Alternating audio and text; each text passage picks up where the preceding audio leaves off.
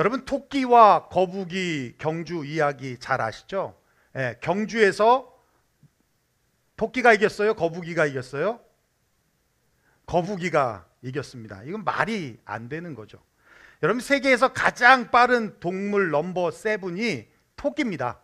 예, 무려 시속 77km.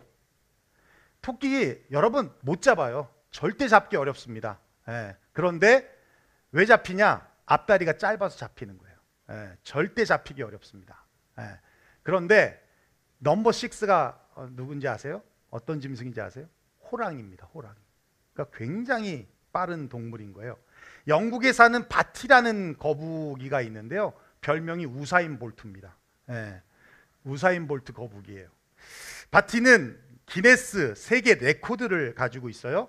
빠르기로 시속 965m. 그러니까 100m를 6분에 가는 겁니다. 이게 세계 최고 기록인 거예요. 6분에 가는 거예요. 해외 톡픽에 그런 기사가 났어요. 영국의 애완용으로 기르고 있던 거북이가 탈출했어요. 가출을 했습니다. 그리고 1년 만에 찾았는데 어디서 발견됐냐면 집 뒤 들판에서 발견이 됐어요. 집에서 900m 떨어진 곳에서. 그러니까 걔는 1년 동안 900m 간 거예요. 이런 거북이가 시속 77km, 세계에서 넘버 7으로 빠른 토끼를 이겼다고요? 말도 안 되는 얘기죠. 그럼에도 불구하고 지금도 여전히 아이들에게 읽혀지고 우리 기억 속에 잊혀지지 않는 이유가 무엇입니까? 나이와 지위 고하를 불문하고 삶에 아주 중요한 교훈이 있기 때문입니다. 첫째는 빠름은 자칫하면 토끼처럼 방심과 교만으로 이어질 수 있기에 경계하라는 거예요. 둘째는 빠름보다 거북이와 같이 느림에서 우리는 인내를 배울 수 있다는 겁니다. 여러분 거북이처럼 꾸준하게 성실하게 하면 이긴다는 얘기예요. 예. 그리고 세 번째, 삶의 여유는 빠름보다 느림에 있다는 겁니다. 여러분 그렇습니다. 현대인들은 빠른 것을 선호합니다. 그래서 대체로 빠른 속도를 내는 것일수록 비싼 값이 매겨집니다. 어느 때부터인가요? 이 초라는 단어가 붙었어요. 그래서 초음속 항공기, 초고속 인터넷, 초고속 스포츠카. 근데 이제는 이 초를 넘어 극이라는 단어가 쓰입니다. 극초음속 미사일. 이건 패트리어트도 못 맞추는 거예요. 그리고 극초음속 항공기. 드디어 나왔습니다. 향후 5년 내에 극초음속 항공기가 대중화돼서 대한민국과 뉴욕을 오가는 거리가 이제 3시간으로 단축이 된답니다. 2003년에 제가 미국에 왔는데 그때도 14시간, 지금도 14시간. 지금 러시아 전쟁 때문에 더 늘어났어요. 다른 건 다 빨라지는데 비행기만 속도가 안 났는데 향후 5년 내에 아직까지는 우리 수준에서는 탈 수 없지만 또 좀 지나면 우리 수준으로 대중화되는 극초음속 항공기가 나온다고 합니다. 그 항공기 나와서 내가 살 수 있는 수준이 되면 저는 한 달에 한 번씩 한국을 다녀오겠습니다. 아무도 안 웃네. 이제 배달도 예전엔 익스프레스, 총알 배송, 로켓 배송, 이제는 번개 배송이에요. 눈 깜빡할 사이에 그냥 온다는 얘기예요. 시간에 쫓기며 시간을 고효율적으로 사용하라고 보니까 당연히 빠른 것을 선호할 수밖에 없는 것이 현실입니다. 그래서 빠르면 능력 있는 것 같고 부지런한 것 같고, 그러다 보니 반대로 느리면 게으르고 무능하고 시대에 뒤처지고 경쟁에서 밀린 낙오자처럼 그렇게 여겨지는 것도 현실이에요. 그런데 프랑스 사회의 철학자인 피에르 쌍소라는 분이 느리게 산다는 것의 의미라는 책에서 이렇게 말해요. 인간의 모든 불행은 고요한 방에 앉아 휴식할 줄 모르는 데서 온다라고 말을 했어요. 다시 말해서 빠름을 강조하는 현대에서 역설적으로 느리게 산다는 것에 대한 의미를 모르면 결코 행복해질 수 없다라는 겁니다. 여러분, 빠름도 중요해요. 그러나 빨리 먹으면 체합니다. 빨리빨리 하다 보면 미처 보지 못하고 챙기지 못해서 놓치는 것들이 너무 많아집니다. 그래서 정작 중요한 일을 놓치게 된다는 거예요. 빠르고 분주하게 사는 모습들이 남들에게는 멋있게 보일지 몰라도 열매 없는 삶이 될 수도 있다라는 겁니다. 특별히 그리스도인들에게 느림은 매우 중요하죠. 여러분, 매일매일 큐티하는 것, 여러분, 이건 빠름과 분주함을 가지고 있어서는 할 수 없는 일이에요. 이 빠름과 분주함을 내려놓아야 가능한 겁니다. 여러분, 기도하는 것도 마찬가지입니다. 이것이 바로 하나님의 템포를 맞추는 거예요. 하나님은 때를 따라 일하시는 분입니다. 그 말은 하나님의 템포가 있다는 거예요. 우리가 그 템포보다 앞서는 것을 불신앙이라고 하는 거고요, 하나님의 템포보다 뒤처지는 것을 불성실이라고 하는 겁니다. 오늘 본문은 우리에게 하나님의 템포를 따라 움직이는 베드로의 모습을 보게 되는데요, 우리 32절 다시 한번 읽어볼까요? 시작. 그때 베드로가 사방으로 두루 다니다가 루다에 사는 성도들에게도 내려갔더니. 여러분, 베드로가 지금 어떻게 하고 있습니까? 사방으로 두루 다녔다라고 말하고 있어요. 여러분, 이 말이 별것 아닌 것 같이 느껴지는데요, 여러분, 그때 상황을 보면 지금 베드로가 그럴 때가 아니라는 거예요. 우리가 본 본문은 9장입니다. 그런데 12장으로 가면 베드로가 잡혀서 옥에 갇히게 되는 사건을 기록해 주고 있어요. 우리 12장 1절 2절 말씀 읽어볼까요? 시작. 그때 헤롯 왕이 손을 들어 교회 중에서 몇 사람을 해하려 하여 요한의 형제 야고보를 칼로 죽이니. 지금 야고보가 먼저 투옥되었다는 거예요. 그리고 순교를 당한 상황입니다. 무슨 말씀입니까? 여러분, 사도행전 7장에 기록한 대로 스데반 집사가 순교하고 난 뒤에 예루살렘에 엄청난 핍박이 일어났어요.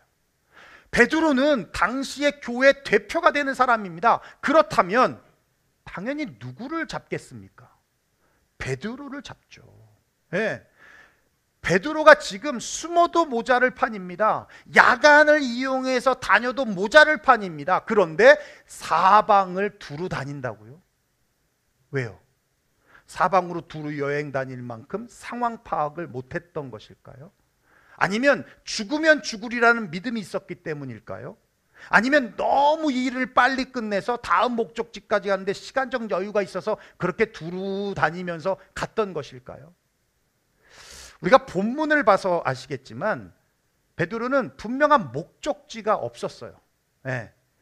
여기 사방으로라고 번역되어 있는 헬라어 원어인 디아판톤이라는 이 단어는 모든 지역들을 통과한다라는 겁니다. 즉 예루살렘에서 벗어나서 의도적으로 다른 지역들을 지금 두루 살펴보고 있다는 거예요. 왜요?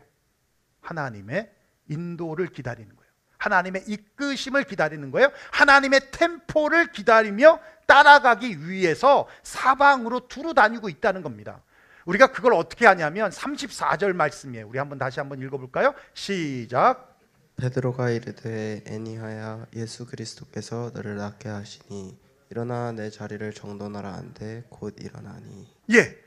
여러분, 중풍병으로 8년 동안 앓고 있던 애니야를 만났는데 뭐라고 말씀하고 있냐면 예수 그리스도께서 너를 낫게 하신다. 이 무슨 말씀이에요? 주님이 이끄셔서 여기까지 왔다는 얘기예요. 하나님의 템포를 따라 왔더니 애니야라는 여인을 만나게 되었다는 겁니다. 그리고 깨달은 것이 뭐냐면, 아하, 하나님이 나를 이끄신 것이 이 애니야를 고치기 위해서 나를 이곳으로 인도하셨구나라는 것을 깨달았다는 거예요. 여러분, 우리가 하나님의 템포를 따라가는 것이 중요한 이유가 바로 여기에 있습니다. 두 가지로 말씀드릴 수 있는데요, 첫째는 그겁니다. 여러분, 속도보다 방향이 더 중요하다는 거예요. 여러분 모두 동의하십니까? 네, 속도보다 방향이 중요하다. 인생은 속도가 아니라 방향이라는 겁니다. 여러분, 사방으로 두루 다니다가 도착한 것이 어디입니까? 애니야의 집이에요. 여러분, 두루 다닌다라는 것이 마치 시간을 낭비하는 것처럼 느껴지고 남들보다 더 느리고 뒤처진 것처럼 느껴질지 몰라도 하나님의 템포를 따라갔더니 하나님의 손길이 필요한 곳, 하나님이 원하시는 곳에 도착할 수 있었다는 거예요. 2019년에 CNN 기사에 LA 한인타운에 살고 있는 한 흑인 노숙자에 대한 기사가 실렸는데요. 그의 이름은 션 플레전트라고 하는 사람입니다. 왜 이 사람에 대한 기사가 나왔냐면 소위 노숙자가 될 만한 이력을 가지고 있는 분이 아니었기 때문이었어요. 션은 교사인 어머니와 공군에 근무하고 있는 아버지 사이에서 태어났습니다. 고등학교를 수석으로 졸업했고요. 예일대 경제학을 전공했습니다. 그리고 월스트리트로 진출해서 모건 스탠리에서 근무하였고 상당한 수입을 올렸어요. 젊은 나이에 만져볼 수 없는 어마어마한 돈을 벌었습니다. 출세했다는 소리를 들을 만큼 다른 사람에게 부러운 삶을 살았어요. 이 정도면 자신감 충만하지 않았겠습니까? 나는 뭐든 할 수 있어. 어떤 거든 하든 난 다 잘할 수 있어라고 하는 교만이 들어가기에 충분했습니다. 아니나 다를까 션은 남들 부러워하는 삶도 만족하지 못하고 헐리우드의 꿈을 꾸고 다시 LA로 이주해서 영화 산업에 손을 댑니다. 그것 또한 큰 돈을 벌면서 성공하나 싶었는데 함께 동업했던 동업자들과 갈등이 생기고 그 사이에 어머니가 사망하게 되고 그로 인해 사업이 점점 힘들어져서 실패가 되고 사업이 실패하니까 부채가 한순간에 쌓이면서 정상적인 삶을 살기가 힘들어진 거예요. 그래서 현실을 잊기 위해 마약에 손을 대었고 중독이 되면서 더 이상 재기할 수 없게 되어 노숙자 신세가 되었다는 것입니다. 여러분, 누리던 풍요보다 더 큰 것을 찾으려는 속도가 잘못된 방향과 잘못된 결정을 내렸고 그 결과는 참담했습니다. 많은 사람들이 빨리 성공하고 싶어 합니다. 젊은 나이에 빨리 출세하고 빨리 은퇴해서 남부러워하는 삶을 살고 싶어 합니다. 그래서 얼마나 빨리 가고 있는지를 점검하기 위해 자꾸만 시계만을 쳐다봅니다. 하지만 여러분, 시계보다 필요한 것은 나침판이에요. 여러분, 삶의 성공은 시작에 있는 것이 아니라 마지막에 있어요. 네, 저도 이제 나이를 먹어가면서 느끼는 건 뭐냐면 참 말년이 복된다라는 생각이 계속 들어요. 네, 마지막이 좋아야 한다. 우리의 성공이 무엇입니까? 돈 많이 버는 겁니까? 남들이 부러워할 만한 많은 것을 소유하는 것입니까? 아니요, 하나님이 필요한 사람이 되고 하나님께서 쓰시는 사람이 되는 것이 우리의 성공이라는 거예요. 천천히 가도 좋습니다. 하나님의 템포를 따라가면 하나님의 손길이 필요한 곳에 도착하게 되는 거예요. 하나님께서 쓰시는 사람이 되는 겁니다. 사랑하는 유영교회 성도 여러분, 생각보다 더디다고 느끼신다고 조급해하지 마십시오. 인생은 속도가 아니라 방향입니다. 올바른 방향으로 잘 가고 있다면 조금 늦어도 괜찮습니다. 하나님의 템포를 따라가는 것이 성공이고 축복임을 믿으시기를 바랍니다. 두 번째, 하나님의 템포를 따라가는 것이 중요한 이유 두 번째는요, 속도의 빠름보다 더 중요한 것이 속도의 컨트롤이라는 거예요. 두루 다니다가 도착한 곳이 어디입니까? 루다에 사는 애니야라는 사람의 집이에요. 여러분, 사도행전을 기록한 누가는 직업이 의사입니다. 그래서 애니야의 병명을 정확하게 기록해 주고 있어요. 지난 8년간 중풍병으로 누워 있었다. 여러분, 자기 힘으로 할 수 있는 것이 아무것도 할 수 없다는 겁니다. 아주 절망적인 상황이라는 거예요. 그렇다면 왜 그녀는 중풍병으로 누워 있어야만 하는가? 여러분, 중풍 아시죠? 뇌졸중이라고도 하는데 이에 관련된 최근 뉴스에 실린 케이스를 하나 소개해 드릴게요. 영업사원으로 밤낮 일하던 29세 김모 씨, 계속되는 술자리와 새벽까지 이어지는 업무 탓에 하루 평균 수면 시간이 5시간도 안 됐고, 식사는 수시로 거르고 몸은 힘들었지만 체격이 건장한 데다가 똑 부러지게 진단되는 병이 없어 건강을 크게 걱정하지 않았다. 29세 나이에 무슨 걱정을 하겠습니까, 건강에. 김 씨는 지난 12월 갑자기 왼쪽 다리에 힘이 빠져 쓰러지면서 응급실로 실려갔고, 원인은 뇌출혈, 갑자기 막힌 뇌경색. 김 씨는 혼수 상태로 치료를 받다 입원 5일 만에 사망했다. 이 기사로 나온 거예요. 여러분, 신체 건강한 젊은 친구에게 갑자기 찾아오는 뇌졸중의 원인이 무엇입니까? 스트레스와 과로였어요. 젊다고 또 건강하다고 스트레스와 과로로 몸을 혹사하고 폭식하고 폭음하고, 그러면 남녀노소 할 거 없이 누구나 위험한 겁니다. 무슨 말씀입니까? 속도 조절에 실패한 거예요. 여러분, 일할 때 일하고 쉴 때 쉬어야 합니다. 그런데 일할 때 일하고 쉴 때 일하면 안 된다는 거예요. 애니아의 나이는 모릅니다. 성경에 기록되어 있지 않아요. 그런데 성경을 묵상하면서 그런 생각이 들었어요. 왜 하나님은 베드로에게 이 중풍병 환자를 만나게 하셨지? 왜 하나님은 그녀는 중풍병에 걸려야 했지? 성경에 기록되어 있지 않지만 애니아라는 이름의 뜻이 칭찬받는 자라는 뜻이거든요. 네. 혹시 사람들의 칭찬을 받으려고 쉬지 않고 달렸던 것은 아닌가? 그렇다면 인생의 속도 조절의 실패로 이렇게 눕게 된 것은 아닌가라는 생각이 들었습니다. 시카고에서 청소년 목회 사역을 정말 바쁘시게 하시던 목사님이 계셨는데, 그분의 다이어리에 보면 집회 일정으로 꽉 차 있어요. 눈꽃 뜰 새 없이 바쁘게 사역했습니다. 그분의 자랑이 뭐냐면 25년 동안 한 번도 몸이 아파서 집회를 빼먹은 적이 없었다는 것이 그분의 자랑이었어요. 근데 어느 날 갑자기 다리에 심한 통증이 와서 응급실에 실려갔는데, 당연히 예정된 집회는 모두 취소됐고 그 뒤로 사역의 자리로 돌아오지 못했다는 겁니다. 그러면서 그분이 그런 간증을 하세요. 저는 중단할 준비가 되어 있지 않았습니다. 준비되어 있지 않는 일을 위해서 어떻게 준비하겠습니까? 그동안 하나님께서 중지하라고 말씀하실 때 내가 얼마나 하나님의 일에 필요한 존재인지 따지기만 했지, 실제로 중지해 볼 생각은 전혀 하지 못했습니다.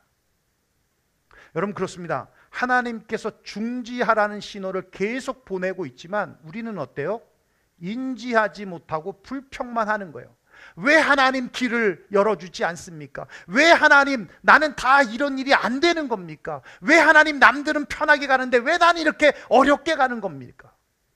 그런데 그런 모든 것들이 잠시 멈추라고 하는 하나님의 사인임에도 불구하고 그때는 모르는 거예요. 그래서 불평과 불만을 토합니다. 그런데 나중에 잃고 나서 보니까 아하, 이게 하나님의 사인이었구나를 깨닫는 거예요. 하나님이 중지 신호를 보내는데 크게 두 가지 뜻이 있습니다.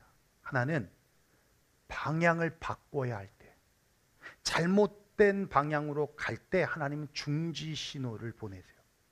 그때 건강의 신호를 통해서 중지하게 하시든지, 아니면 재정의 신호를 통하여서 중지하게 하시든지, 아니면 관계의 신호를 통해서 중지하게 하십니다. 두 번째는 템포 중독에 걸렸을 때. 여러분, 이건 일 중독이 아니에요. 일 중독에 걸리면 그래도 일한 만큼 보상이 오는 거니까 문제가 아니죠. 그런데 템포 중독에 걸린 겁니다. 여러분 잘 아시죠? 저는 군 생활을 조교로 생활을 했어요. 근데 군번이 꼬여가지고요, 막내 생활을 무려 13개월을 했습니다. 그러니까 군 생활 26개월을 했는데 13개월 쫄다구가 없었어요. 13개월째 될 때 한 명 들어왔습니다. 근데 이 막내가 조교로서 하는 일이 뭐냐면 훈련병들이 끝나서 밥을 먹으러 가기 전에 훈련병들의 당번들을 뽑아다가 한 30분 전에 미리 뽑아다가 식당에 가서 배식을 차려놓고 그리고 밥을 먼저 먹고 또 식기대 앞에서 기다리고 있다가 본진이 와서 밥 먹고 나오면 식기를 받아다가 설거지 해주는 거. 요게 이제 막내가 하는 역할이에요. 제가 한 15, 18명 빼다가 이렇게 하는데, 그러니까 먼저 밥을 먹고 기다려야 되잖아요. 그러면 그때 젊을 때니까 또 군인들이 밥을 엄청 먹어요. 이만큼 밥을 넣고, 이건 좀 뻥이고 이만큼 이렇게 밥을 떠놓고 먹는데, 지금 여러분들이 먹는 공깃밥에 한 3그릇 정도를 이렇게 떠놓고 먹어요. 근데 이거를 3분 안에 먹는 거예요. 가능하겠습니까? 3분 안에. 그러니까요, 밥만 보면 심장이 떨려요. 이 전쟁이에요. 이건 전쟁. 그걸 10개월을 한 거예요. 10개월. 군 제대를 했는데 5년 갔어요. 밥만 보면 심장이 떨려요. 제가 빨리 먹는 거 아시죠? 식사 빨리 하는 거 아시죠?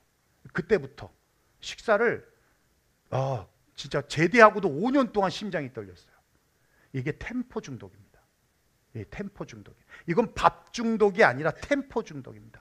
뭔가 하지 않으면 불안한 거예요. 일이 없는 것이 불안한 것이 아니라 템포가 처지니까 초조해지는 거야. 성공을 위해서 빨리 달리기만 하다 보니까 성공 여부와 상관없이 빨리 달리는 이 템포에 길들여져 있는 겁니다. 그 템포가 늦춰질 수 없게 된 거예요. 여러분, 내 의지로 처음엔 술을 먹다가 술을 먹는다고 그러잖아요. 내 의지로 상관이 없게 되어지는 거예요. 그럴 때 하나님은 중지 신호를 주시는데, 평소에 잘 되던 일이 갑자기 막힌다든지, 어떤 사고나 변수로 계획이 어긋나게 한다든지, 자꾸 실수가 반복되면서 후회하게 만든다든지, 직장의 승진이 막힌다든지, 기회들이 번번이 놓치게 된다든지, 무엇보다 영적인 메마름이 나타나서 기쁨도 사라지고 은혜도 멀어지고 사역에 대한 부담도 생기고, 이런 증상들이 나타나면 하나님이 우리에게 주시는 사인이라는 겁니다. 여러분, 인생은 달리기만 해서 되는 것이 아니에요. 나사로가 죽음 직전에 있었어요. 그래서 예수님을 찾아왔습니다. 하나님, 예수님, 나사로가 죽음 직전에 있습니다. 빨리 오셔서 우리 나사로를 고쳐주세요. 근데 예수님은 급하지 않았어요. 이틀을 머무는 곳에 더 머물고 가셨어요. 여러분, 때로는 천천히 갈 때도 있다는 겁니다. 출애굽을 했던 이스라엘 백성들이 사실 슈어컷이 있습니다. 블레셋 땅으로 가면 3주면 가는 길이에요. 그런데 홍해길을 가서 홍해를 건너 시내 광양을 통해 가나안으로 들어가게 하셨어요. 여러분, 때로는 돌아가야 할 때도 있다라는 겁니다. 그런 의미에서 안식일, 지금의 우리가 지키고 있는 주일은 정말 중요한 거예요. 마치 오아시스처럼 달리던 길을 잠시 멈추고 하늘로부터 주어지는 쉼을 얻고 생명수를 얻고 에너지를 충전하는 축복의 날이기 때문에 그렇습니다. 여러분, 자동차의 모든 부품도 다 수명이 있는 거예요. 타이어도 수명이 있고요, 엔진 오일도 수명이 있습니다. 엔진도 트랜스미션도 다 수명이 있는 거예요. 짧은 시간에 많이 타면 빨리 교체해야 되는 겁니다. 사람도 마찬가지예요. 일할 수 있는 시간적, 신체적 수명이 있어요. 그런데 토요일, 주일 가리지 않고 돈 벌겠다 하면서 그렇게 쉬지 않고 일하면요, 진짜 원해서 내 의지로 은퇴하는 게 아니라 애니야처럼 원치 않게 은퇴될 수도 있다는 거예요. 그러지 않고 쉴 때 쉬어주면서 조절하면서 일하면 70, 80까지도 거뜬히 일할 수 있는 겁니다. 거뜬히 일할 수 있어요. 우리 시편 37편 한번 읽어볼까요? 시작. 여호와께서 사람의 걸음을 정하시고 그 길을 기뻐하시나니 저는 넘어지나 아주 엎드러지지 아니함은 여호와께서 손으로 붙드심이로다. He makes his steps. 여호와께서 사람의 걸음을 정하신다. 여러분, 무슨 말씀이에요? 모든 조절이 하나님의 템포 안에 있다는 거예요. 우리의 출발과 정지와 도착이 하나님이 템포 안에 정해진다는 겁니다. 우리가 급해서 먼저 가면 넘어지는 거예요.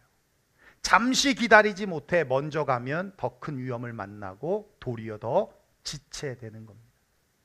하나님은 우리에게 수시로 속도 조절의 신호를 보내십니다. 방향을 바꾸라는 것이 아니라 제발 먼저 가지 말라고. 그런데도 하나님의 이 중지 신호를 계속해서 무시하거나 모르고 지나면 하나님께서 우리를 강제로 세우실 수밖에 없다라는 거예요. 이번 한 주간 우리 하나님의 속도를 기다리는, 하나님의 속도를 맞추는 일주일 챌린지를 갖기를 제안합니다. 일주일 챌린지, 도전이란 얘기예요. 영어 잘 아시죠? 네, 도전. 네. 매일 아침 눈을 뜨자마자 주님 템포에 맞는 기도를 하는 거예요. 주님, 오늘 하루도 제 속도가 아니라 주님의 속도에 맞춰 살게 하소서. 이렇게 기도하는 거예요. 눈을 뜨자마자 아이고 이렇게 시작하지 말고 눈을 뜨자마자 하나님, 내 속도가 아닌 하나님의 속도에 맞춰서 살게 하소서. 이거 어렵지 않죠? 네, 뜨자마자. 두 번째, 여러분 어떤 결정을 내리기 전에 딱 10초만 기도하는 거예요. 딱 10초. 11초 하지 마. 9초도 안 돼. 10초만. 하나님, 조급한 감정으로 선택하지 않게 하소서. 하나님, 충동적인 감정으로 선택하지 않아서. 특별히 아마존 사이트를 볼 때 하나님, 조급함으로 하지 않게 하소서. 하나님, 충동적인 버튼을 누르지 않게 하소서. 10초만 딱 기도하는 거예요. 하나님, 이 순간 저를 도와주세요. 그러면 상품이 다시 보일 수 있어요. 상품이. 이렇게 이 두 가지 챌린지를 한번 해봅시다. 두 가지 챌린지를. 그렇습니다. 여러분, 속도보다 방향이 중요하고요. 속도의 빠름보다 컨트롤, 조절이 중요합니다. 정확도가 파워를 이기고요. 타이밍이 스피드를 이기듯이 방향과 컨트롤은 정확도를 높이는 것이고 타이밍, 기회를 잡는 겁니다. 방향과 조절이 다 하나님 템포 안에 있습니다. 계획했던 일이 생각대로 빨리 진행되지 않아 초조해하고 계시는 분들이 계십니까? 하나님의 보폭에 맞춰 가느라 부담과 사람들의 보폭에 맞춰 가느라 부담과 피곤함을 느끼고 계시는 분들이 있습니까? 여러분, 악보에도 쉼표가 있듯이 삶에도 쉼표가 필요한 겁니다. 내 인생의 템포를 따르지 마십시오. 또 다른 사람들의 템포에 끌려다니지도 마십시오.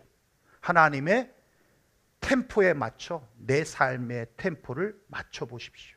그것이 가장 빠르고 분주한 것 같아도 여유 있고 정확한 타이밍에 집중력 있는 파워로 많은 열매를 맺는 삶이 될 것입니다. 우리 35절 읽고 마치겠는데요. 우리 다시 한번 읽어볼까요? 시작.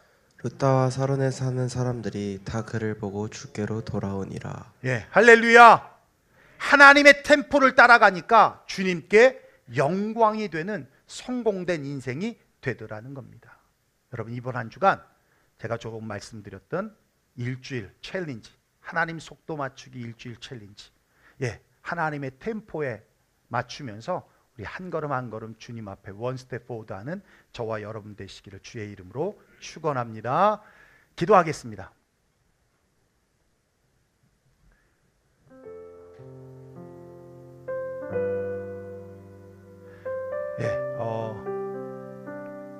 지난 목요일이었던 것 같네요.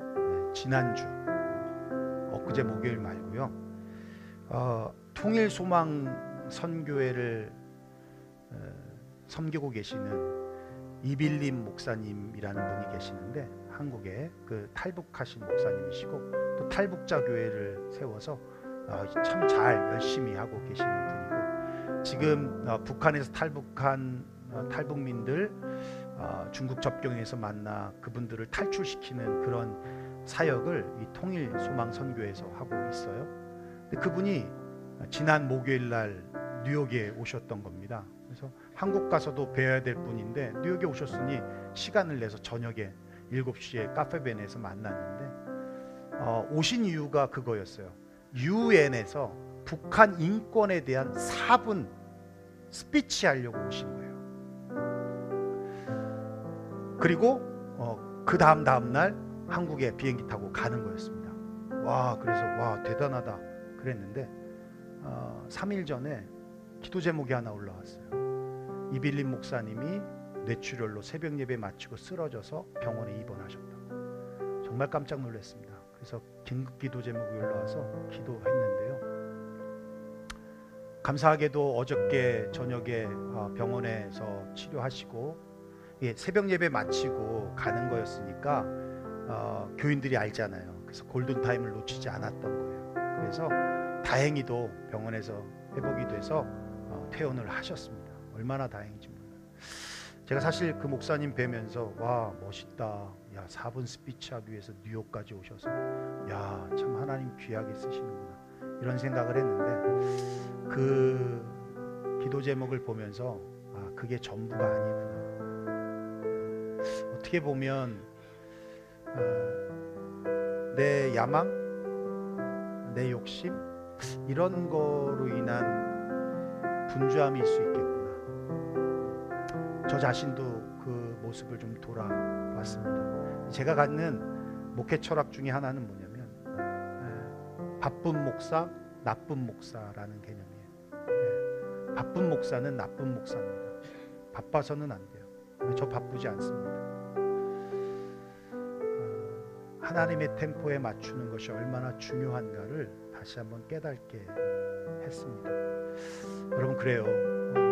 분주하게 사는 것이 멋있는 삶이 아닙니다. 돌아보면 열매 없는 빈 껍데기가 될 수도 있어요.